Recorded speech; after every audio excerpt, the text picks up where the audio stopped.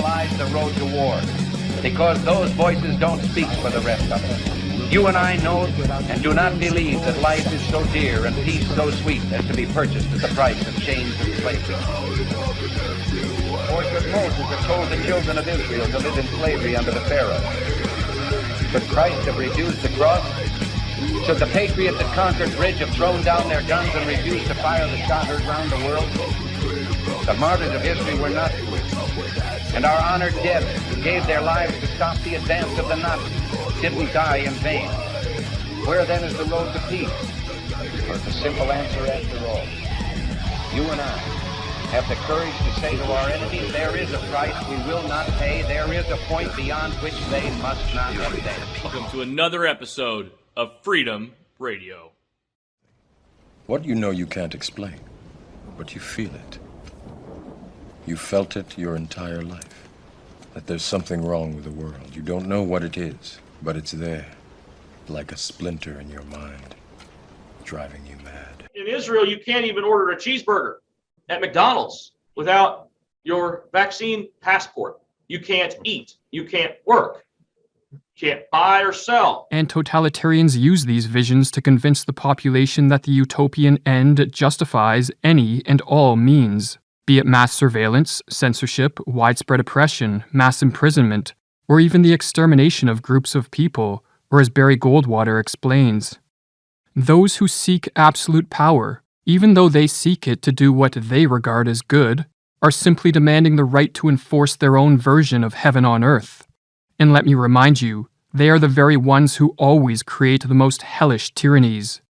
Absolute power does corrupt, and those who seek it must be suspect and must be opposed. In the totalitarian religion, there are the chosen people and there are the sinners. The chosen ones naively believe in the possibility of a paradisal future and the ability of the state to be the vehicle to effectuate this transformation. They are the pious who follow the state's commands with unquestioning obedience. The sinners are the non-believers. They are the heretics who stand in the way of the so-called greater good and prevent the forward march of history. To use an analogy offered by the Polish philosopher Zygmunt Bauman, the totalitarians see the earth as a garden to which they are anointed to cultivate, and the sinners as the weeds that must be exterminated to bring about the full flowering of the totalitarian utopia. All totalitarian visions of society as garden define parts of the social habitat as human weeds. Like all other weeds, they must be segregated, contained, prevented from spreading, removed and kept outside the society boundaries. If all these means prove insufficient, they must be killed. But removing the weeds is only one part of the totalitarian religious movement. The remaining citizens must be turned into totalitarian true believers, who inwardly assent to a life of strict conformity and obedience to authority. For in totalitarianism, the mere outward display of compliance is not enough. Like all fanatical religions, totalitarian movements seek to control the innermost thoughts of its followers. Referring to Mussolini's fascist dictatorship in Italy, Giovanni Amendola explained, "Fascism did not so much aim to govern Italy as to monopolize the control of Italian consciences. The possession of power is not enough for fascism. It needs to possess the private conscience of all its citizens. It demands the conversion of Italians. Fascism makes the same claims as a religion. It does not promise happiness to those who do not convert." In pursuit of this totalitarian religious transformation, various proselytizing methods are used.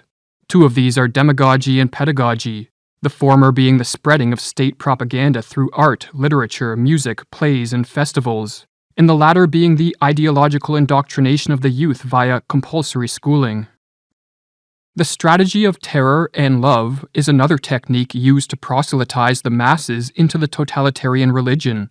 Citizens are subjected to terror via ongoing wars, continual fear-mongering, false flags, and the ever-present threat of loss of livelihood, property, imprisonment, or death. Yet these displays of terror are interspersed with displays of love. Ceremonial rituals are held to honor the goodwill of the leaders, and continuous propaganda assures the citizens that the regime cares for them and is working hard to keep them safe from the dangers of the world. and as Alexander Stein explains in her book Terror, Love, and Brainwashing. As in the Stockholm Syndrome, thus does the abuser become the perceived safe haven, a person or an entity to whom one can turn for help, mercy, forgiveness, comfort. This alternation of terror and love triggers free-floating anxiety, confusion, and creates a trauma bond between the citizen and the state, a bond that lies at the basis of all cults. Stein explains further. The alternation of love and fear within an isolating environment results in a dissociated, loyal, and deployable follower, who can now be instructed to act in the interests of the leader rather than in his or her own survival interests. Processes of brainwashing rest on the creation of stress or threat with no escape, other than compliance to the apparent safe haven of the totalitarian regime and group. Persistent fear-mongering, in conjunction with promises that compliance to the regime will bring the citizens salvation, creates true believers who will do whatever the regime commands, even if these commands require them to disown friends and family, face economic ruin, spend time in prison, or even go to an early grave. As one example, Nikolai Valenchik, a man loyal to the Soviet regime, was forced to spend 17 years in the hard labor gulags for a crime he did not commit. Yet upon being released, he did not condemn the Stalinist regime. Instead, he stated, "We believed in the party, and we were not mistaken." Other reports tell of political officials and party followers who cried out, "Long live Stalin," as they were being taken out to be shot by the Soviet secret police. As further evidence for the mass religious conversion that takes place under totalitarianism, Hannah Arendt explained. The amazing fact is that the totalitarian true believer is unlikely to waver in his loyalty when the monster begins to devour its own children, and not even if he becomes a victim of persecution himself, if he is framed and condemned, if he is purged from the party and sent to a forced labor or a concentration camp. On the contrary, to the wonder of the whole civilized world, he may even be willing to help in his own prosecution and frame his own death sentence. But, we're conspiracy theorists, and you have churches that talk that way too. And that'll be a whole nother rant of mine. Well, Carl sent me a great article on that, didn't you, Carl? Yeah, on the topic of churches. The Swedish Lutheran Church that is like actually very woke and very soft and very, whatever, are opposing the Vaxport stuff in a very large scale that I was not prepared to see. And it's wonderful. That's because awesome. They were like, because first they were like, oh, up to 100. And then, and if you didn't want to use the passport, you could have groups of 8 with 1 meter apart. And that's not a problem if you have chairs. You just put 8 chairs and, so that's not that hard. So you if you didn't want to go there with a vaccine passport, you could do the other way. And I guess they think that people don't want to put in the extra work, but it seems like people do. Because then they lowered it to, well, you still have to be separated in groups by 8 if you are more than 20 or something. And that was, if we gonna abide by the rules for the non-vaxxed anyway, why should we require the passports? So very many congregations in the Swedish churches are like, well, we'll organize so that everyone can come. And it's they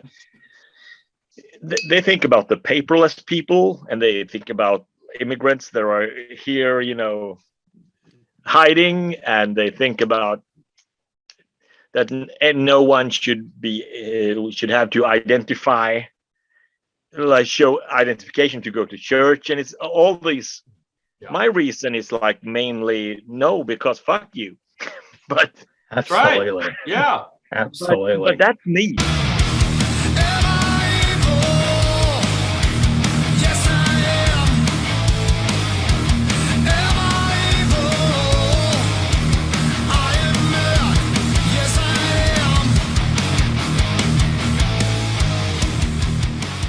these people look at other stuff, and that's good. One thing I like about Sweden at the moment, if you look at all the littler towns, further south and further north of Stockholm, you've got a lot of the house church movement is really blown up overnight. And there's a lot of people that, because they're not going to church, they're obviously doing their own little thing at home, and they're just having small little gatherings that way.